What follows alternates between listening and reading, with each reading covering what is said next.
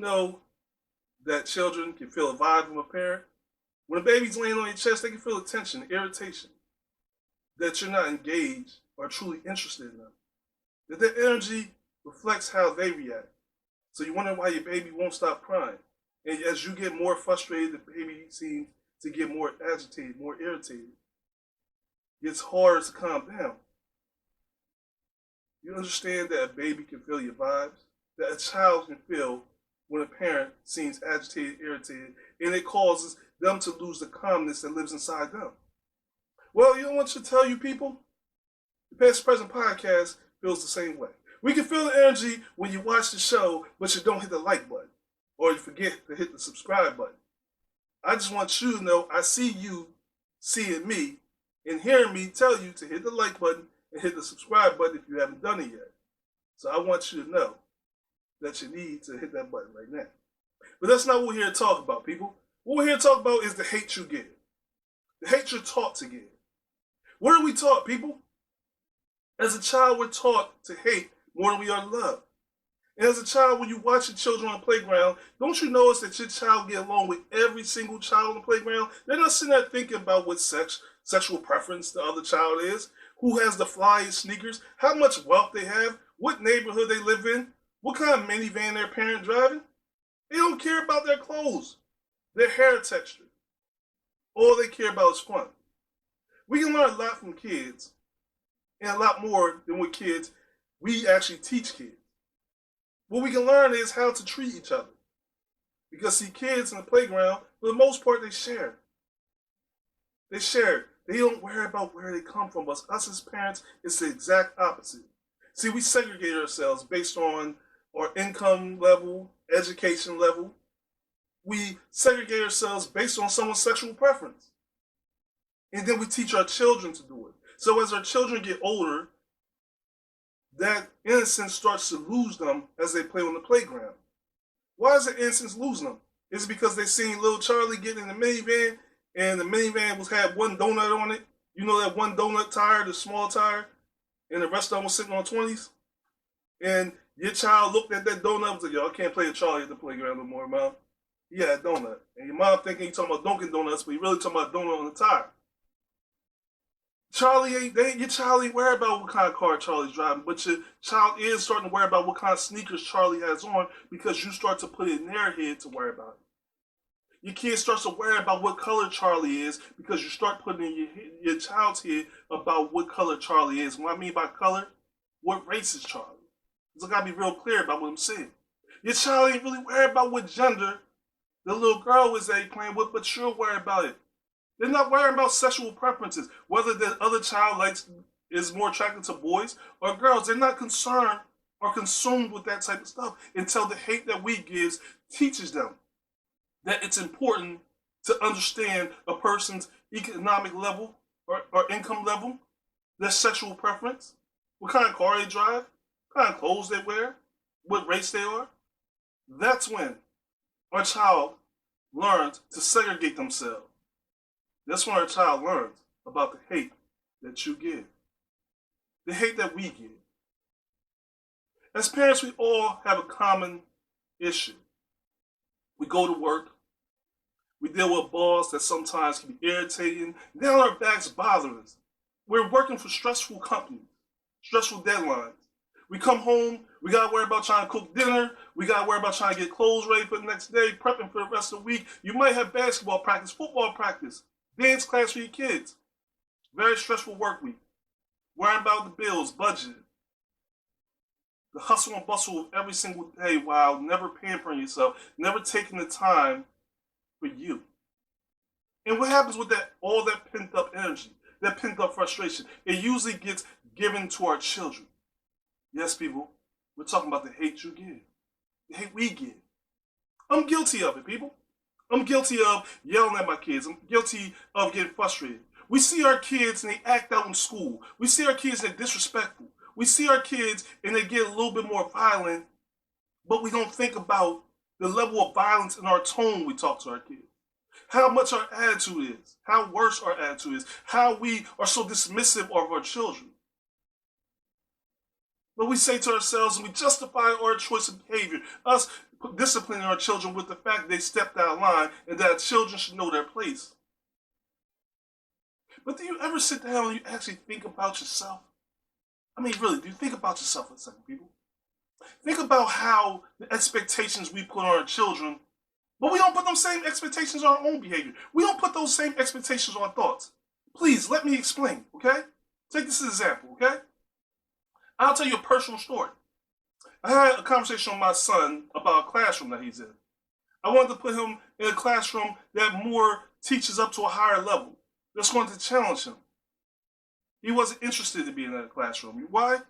Because he felt comfortable in the classroom he's in. He felt the classroom he's in is at a slower pace.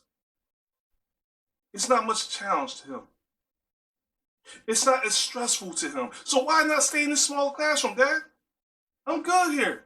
I'm doing good. I'm doing well. I'm comfortable. Why rock the boat? Then we look at us as adults. How many of you right now watching this video, looking at me right now, listening to me talk, in earshot, or sitting at a job right now, sitting at a desk, sitting behind a wheel, driving Uber, whatever you're doing, flipping burgers, I'm not judging you, but I'm asking you, how many of you right now are sitting in jobs right now and you're staying there not because you love what you do, but because you're comfortable with your current situation? You're comfortable because many of you will say, I know my devils.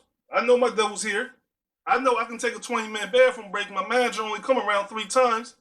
So I'm not going to sit here and go to that next department, which will give me financial growth. That will give me more fulfillment.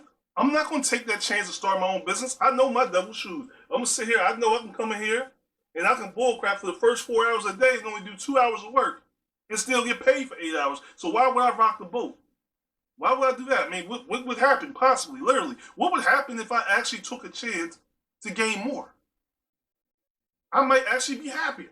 I might actually have more money to be able to give my kids more, give my children a better lifestyle. Or there's another possibility there, Alan the Great. There is another possibility. There's a possibility that I may be more stressful than I already am, and that will only give and make me show my children more of hatred. That will only give my children more hate. That means I'll have more hate to give. I mean, there's 2 possibilities in every situation. But when we look at that and how we as adults choose to sit here and be comfortable in situations because it doesn't force us to step out of our comfort zone, how are we looking at children and expecting them to change the way we think, the way we act? We have unfair expectations for our children. We talk about children and how they behave themselves. We tell our children to go to school and respect others. And what I mean by respect others' space. Respect others' feelings. I mean, think about it, as parents, all of us as parents. We don't want to come pick our kids up from school and the principal pulls us aside like, Mrs. Smith, need to talk to you for a second. Little Charlie smacked Bobby on the playground. Or Eric spit on Melissa. We don't want to hear that. We don't want to hear our children disrespecting another student, slapping another student's food tray up their head, teasing another child because their shoes or their clothes. But then what do? We go to work, in our car. We sit around gossip with our friends, family members, about our coworkers, about other friends, about other family members. Think about it, people, the hate you give. Think about it. We all are responsible and we all do it. We sit here and gossip about people, talk bad about people. We talk about personal clothes. Oh, did you see Lisa over there? You see that shirt she had on? She swears she was cute. She just knew she was doing something, and she don't never do her work. All she do is talk. She act like she working. I don't think she ever gonna learn. You seen Tom over there? He thinks he's stuck because he got another raise. I think he's sleeping with the boss. That's the only reason we got the raise. We sit here and gossip and we talk about people in front of our children, and we behave opposite of what we tell our children to do. We have expectations for our children to go to school and be respectful to the other students. Be respectful to the principal, but we're not respectable to the people we work with every day, the people we count on every day. Think about it. How important is customer service? Oh, some of you said customer service. You don't know nothing about customer service. I work at the counter at McDonald's. I work on the phone 8 hours a day, and you don't hear what these customers say to me. But as I started this show talking about how a children feels your vibes, How a baby, as it lies on a mother's chest, can feel the mother's energy. As it lives inside of a mother and grows, it can feel the energy. Whether a mother is loving this child, is creating a nest for this child to come out, or did this mother already rejected this child, already have hatred for this child. A baby can feel it. Think about that when you think about your customers. When you're at McDonald's and you have an unruly customer. Now, we are not responsible for how somebody's day was. We're not responsible for how somebody's day was and what happened before you called me. I'm not responsible that someone else took your order at McDonald's and they screwed your order up, but I am responsible for trying to correct it. And what does it hurt to take a moment of your time instead of penetrating a person's mind with hatred, breaking through that shield with love? And how do you do that? With calmness in the midst of a storm. A famous quote I have in the bathroom. I don't know why I have this quote in my bathroom, but I do. Blame it on my wife. She puts weird things in the bathroom, okay? And all women do. I'm just playing. But she does have weird things in the bathroom. Seriously, she got this quote on the wall, and it says, don't wait for the storm to pass. Learn how to dance in the rain. Think about it, people. We all have storms in our lives. We all have those rain clouds that come in our lives that we never feel like is going to end. We have those rainy days where we just want to stay in bed. We don't want to do much. We don't want to say much. We don't want to be bothered. Those rainy days, we all have them. We all have them. But it's how we react in those situations is really what determines what type of person you are, what level of success you want to have and your children going to have. Because regardless of whether we think so or not, whether we want to believe it or not, our children see how we respond. They feel what we feel. They hear what we say. And a lot of times they pay more attention to negative than positive. I'm sorry, people, just the way it is. My mom used to always say to me, and to this day, she always says, I didn't want you and your sister to see me struggle. I never wanted y'all to see me struggle, so y'all didn't see the times that I went to bed and I cried or was worried or stressed out. And my mom really believes that we never seen her struggle. And you know what? All praises to my mom for doing the best she can. And all praises to you for doing all the best you can. Because some of you are single mothers, some of you are single fathers. And you're doing the best you can to give your child the best life. And you try to not let your children see you struggle, see you stress. But here's what I'll say to my mom, and I'll say to all you.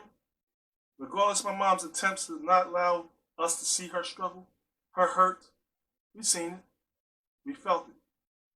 We may not always understood it, but we did.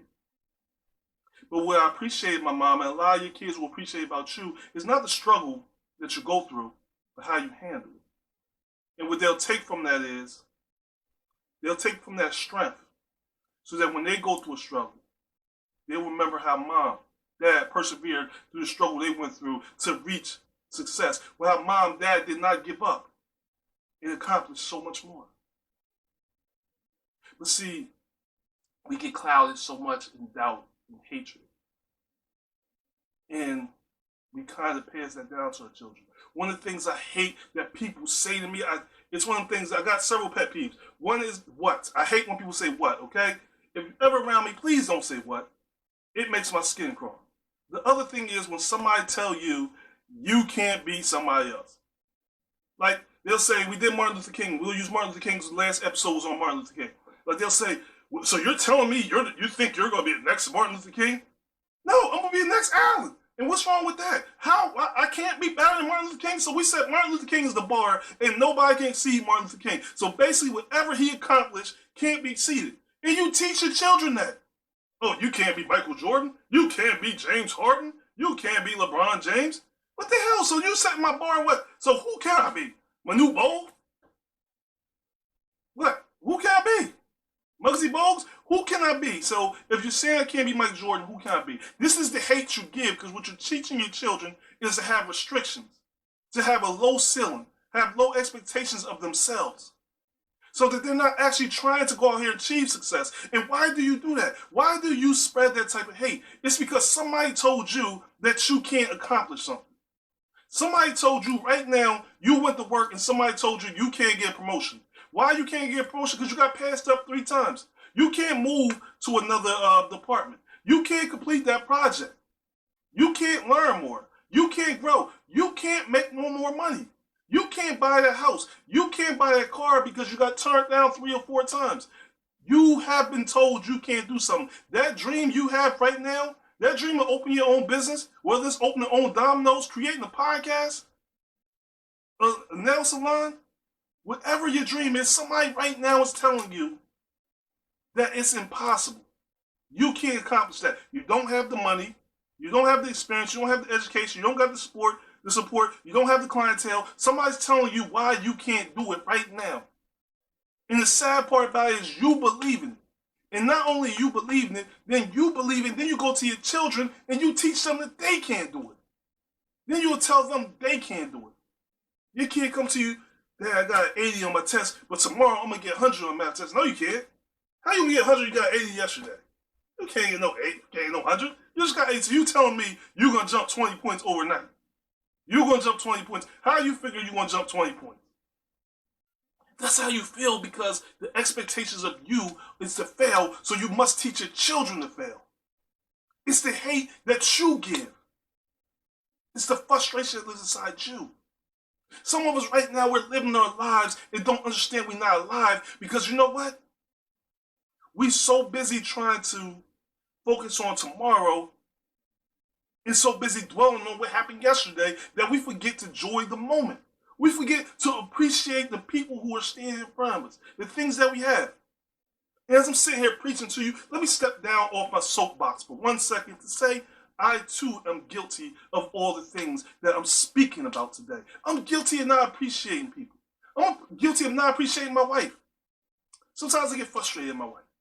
I get frustrated with my wife because she didn't do something or she didn't say something. Maybe she didn't give me the support I felt like I needed at the time. Maybe she didn't give me the advice that I needed at the time. For any reason, I might get frustrated at her. And I allow my frustration to forget all the great things she did. I allow one mistake to overshadow all the great things she did. The great woman she is. To understand and appreciate the value of this woman. And the value she contributes not only my life, but to my children's life. The blessing that she is. And we all are guilty of forgetting about the blessings that people who are in our lives. Whether it's your mother, your significant other, your brother, your sister, whoever is in your life that makes your life better, we all are guilty of focusing on the one time they made a mistake. Instead of thinking about the 100 times they came through for us. I'm guilty of that. I'm sitting here like right now talking to you about the hate you give your children. Honestly, I don't yell at my children. I don't discipline my children. I don't beat them. I'm the perfect dad, okay? There is no better dad than me. All right, I'm lying to you. I do all those things. I yell at my children. I get upset with my children. I get frustrated with my children. And every single day, every single morning, I pray to be a better father. And every single night I fail. But every morning I get up, I do it all over again where I try to change and make better my mistake from yesterday. This is all about growth with me. It's not about perfection. It's about trying to achieve perfection and knowing that opportunity, the opportunity where we wake up the next day, no matter how dire our situation is, no matter how stressful our job is, no matter how stressful our life is, tomorrow's a new opportunity to change the mistakes from yesterday. I'm not saying that sometimes our children don't deserve it, because let me tell you something. Speaking about my wife again, she's going to kill me after this, but my wife gets so frustrated with my children, she jumps out of bed having conversations with my children, all right? Not lying to y'all people, she does. She jumps out of bed actually having conversations with my children and trips me out because I'll be trying to get some sleep and she'll go right back to sleep after she get done the conversation. I'm going to give y'all, listen, I'm sorry, I'm going to give y'all an example of what my wife does, all right? We lay in bed just sound asleep. My wife just saying sound sleepy. I'm going to close my eyes. My eyes are already chinky, so you probably can't tell, but I'm closing my eyes right now. But she laying there sound asleep. Junior, I told you put the chips down, no more soda. And she'll look around. That's not me. Now I'm sitting there, I jump up. Where the hell Junior at? Where did they get soda from? We ain't had no more soda. We ain't bought soda in 2 months. You ain't allowed us to have soda. I ate the last chip before I went to bed. Where the hell are your chips from? Was he eating crumbs? Then I'm going to check my son's room. He ain't in bed. He ain't got no soda, no chips. So I'm looking at my wife, and she's sound asleep, snoring, not caring doing world. And I'm sitting here wide awoke now. Gotta be up in 2 hours or an hour and a half. I can't go back to sleep because I'm still trying to figure out what the hell happened. Where did we get soda? Who brought soda in here? Where did the rest of the chips come from? Did I miss them? Because them chips was kind of good, and I wanted to finish. I finished them, and I wanted some more because there wasn't that many left. But my wife jumps up and she does that. It's post-traumatic stress because your children sometimes, people, they drive you crazy. You go to the store and you have conversations. We all have conversations with our children before we go to the store, okay? Any parent on earth has a conversation before you go in the store. When you pull up at a supermarket or any store, we all have the same conversation with our children. We're going in here, we're getting a couple things, and we're leaving. You're not getting anything, don't ask for anything. When we get to the line, don't ask for no candy, don't ask for no candy bar, don't ask for no cakes, no chips. We have snacks at home. Now, of course you got snacks at home, people, and we're still on subject. But the kids don't care about the fact that you got a whole cupboard full of chips. They don't care that you got the hot Cheetos in the cupboard. They want the bag of hot Cheetos sitting at the register as if it's going to taste different, as if it's more fresher, okay? So you get frustrated. Now you have the conversation with your children before you go in the store. Then you get in the store, and in front of every single body, because your children are opportunists, okay? Children are opportunists. So they wait until you get in front of everybody. They wait until you ringing your food up. And you might even tell your children, look, I got a budget right now. I only got $20. And your children ain't got no problem with, embarrassing you. So you tell them, look, I only got $20. I don't got no extra money for no chips. Then your children wait for you to get in front of everybody. You ringing your stuff up. Hey, Mom, can I get these Cheetos? You give them a look like, tell you can't handle doing Cheetos. No, you can't handle Cheetos. You inside you yelling. But you don't want to yell in front of people because that's the hate you give. So you try to give it the quiet, nah, you can't have, I told you, no, you're not getting no Cheetos. And you try to be patient. But we all as parents, we try to be patient. Like, you can't have Cheetos stuff. And the child just really presses. Now like, well, why I can't have no Cheetos? Now you get more frustrated. Hey, look, I told you can't have no Cheetos. You start talking through your teeth. You cussing at them, but it's the hate you give. You're cussing at them, talking through your teeth. I told you can't want Cheetos, okay? When you talk to your teeth, now you actually, you got the 1, the 2, and the 3. I'm at 2 right now. When I get to a 3, I'm just going to back smack you, okay? That's what's going to happen, okay? That's the hate you give. But your children still don't let it go then. Now you told them you got a strict budget. I'm only here to get certain things for dinner. I don't get paid till tomorrow. There's Cheetos in the cupboard. Now they want to throw a tantrum. Mom, I don't know why I can't get no Cheetos. And here goes the woman at the register. Not minding her business, doing her job, not practicing her good customer service skills, which is minding her business and going along with what you're saying. And Mom, why don't you let them get the Cheetos? It's okay, girl. Go ahead and get the Cheetos. I'll ring it up. Now you're looking at her. Are you paying for them Cheetos? That's what you want to say. Are you gonna pay for them Cheetos? But you can't do that because now you're teaching your kids something. You told your kids to be good in school, be respectful to everybody. You told them don't go to school and be disrespectful. So now you gotta play it off. Now you got the tomato paste. You got to ask yourself, making spaghetti tonight. You know what? Since y'all want them Cheetos, you're going to have some watery spaghetti tonight. You know what? Take that season off too. We don't need that season. And you better eat all that spaghetti. It's going to be some watery spaghetti tonight. Ain't going to have no season, no flavor. Y'all going to eat it. And you know what I'm going to be eating? Those hot Cheetos that you thought you was going to get. So I'm going to be sitting there eating Cheetos. So yeah, you kids walking out the store all happy. They got some Cheetos so they get in the car. I tell you, you want Cheetos. I tell you don't get no Cheetos. Did I tell you don't ask for no Cheetos?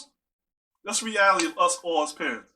And if you as a parent, you didn't experience that, some of y'all as parents, like, I don't care wherever you are. If they ask for something, they ain't getting no Cheetos, and I cuss the cash register out, and I hit my child, and all this. That's great that you'll do all that. That's great you'll do all that. But we do have to be respectful, and it's all fun and games, and it's all truthful. We also have to be respectful and mindful of what are we really showing and teaching our children. Now, it doesn't mean that you should have to buy them Cheetos. It doesn't mean that we have to give them what they want. It doesn't mean we have to give in to that bad behavior because that's encouraging. That's part of the hate we give is when we try to appease our children when they do bad behavior and we try to give them what they want. That's part of the hate we give because appeasing them only teaches them as they get older that when the boss or someone tells them, hey, you can't have something, all you got to do is throw a temper tantrum. Then your expectations are throw a temper tantrum, I'm going to get what I want. So we have to run a fine line in teaching our children to be careful, because the hate we give is not just us not giving our children something, but sometimes when we do, try to give our children too much. So we gotta work the fine line, people. We gotta be careful, okay? Being a parent is a very hard job. I got 2 kids. We have 2 kids. I have a 10-year-old and a 5-year-old, okay? Drive me and my wife crazy, okay? Like I told you, now I got my wife jumping out of bed at night, saying things and hearing things that's not existing. I don't know what the hell's going on with her. Then she act like she don't know what I'm talking about. Men, if you're out there, help me. Help me understand what the hell's going on. When they jumping up and they looking for stuff, and as a man, you're a protector, you want to go figure out what the hell's going on, and there's nothing there, you can't go back to sleep. Women, that's the hate you give. You're giving hate to your men because we losing sleep. That's why we so damn frustrated. You wonder, talking about making songs about I'm not your superwoman, and you wonder why the juice is tasting sour in the morning. The juice is tasting sour because the man ain't getting enough sleep because the woman jumping up thinking she heard a sound and ain't nothing there. Then she go back to sleep before you get back in bed. And you up with one eye open because you watching scary movies looking for something that ain't there. Well, I don't watch scary movies now, but we off subject now. That's just my personal stuff, okay? But all seriousness though. We all have dreams, we all have goals, we all have things that we're trying to achieve. And we all have doubts. Some are self-doubt. Some are brought on by our mistakes, our failures. Some are brought on by our family members, our loved ones, the people we consider the closest to us, who tell us on a constant basis that no matter what we want to do, we can't achieve it. But the reality of the situation is we can't buy into other people's doubts, other people's failures. We can't buy into what other people think we are. You gotta understand who you are. You gotta understand who you are and what you're capable of. What are your limits? Not what someone else tell you your limits are. What are your limits? Understand what your children's limits are and allow them to set them. Before I sign off, I got one more thing to say. My brother-in-law, he likes to call me and we go back and forth about football. And I'm a Packers fan. And I told him, my household's a Packers. If you come down to the studio, it's a big Packers rug. Anybody been here knows it. And he said something to me that was very interesting. He said, yo, bro, you gotta let your kids choose what's their favorite team. You can't make the choices for them. You have to let them choose what's their favorite team. And I thought about that on a deeper level, and I said, you know what, you're right. You're right. We gotta let our children choose what's their limits, what's their goals, what's their restrictions in life, how far can they fly. We have to allow them room to be the best version of themselves. But the only way we do that, if we remove our limits from over the top of their head. It's only when we're careful about the hate we give. Before I sign off, I normally don't do this. I'm sorry, I know I just said before I sign off last time, but just one more thing. I usually don't do this because of time restraints and putting time stamps on things, but we lost Kobe Bryant. And for you that watch sports and know sports, Kobe Bryant is one of the greatest basketball players to ever play the game. He left nothing on the court. When I mean nothing, he left nothing. He gave every moment, every game, every highlight, every second his all. And even off the court, he only began to scratch the level of his greatness. Giving so much more, writing books, spread his knowledge through interviews. He gave so much to us. And we lost someone great. But we also can learn one last lesson from Kobe Bryant in his death. That tomorrow, today, next few minutes, next few seconds, not promised to any of us. We don't know when it's all going to end. So learn this one last thing as we say rest in peace and take a moment of silence for Kobe Bryant. Make the best of your life. Enjoy your loved ones. And do everything you can to live out your dreams. Because tomorrow's not promised. Let's say a quick moment of silence for Kobe Bryant.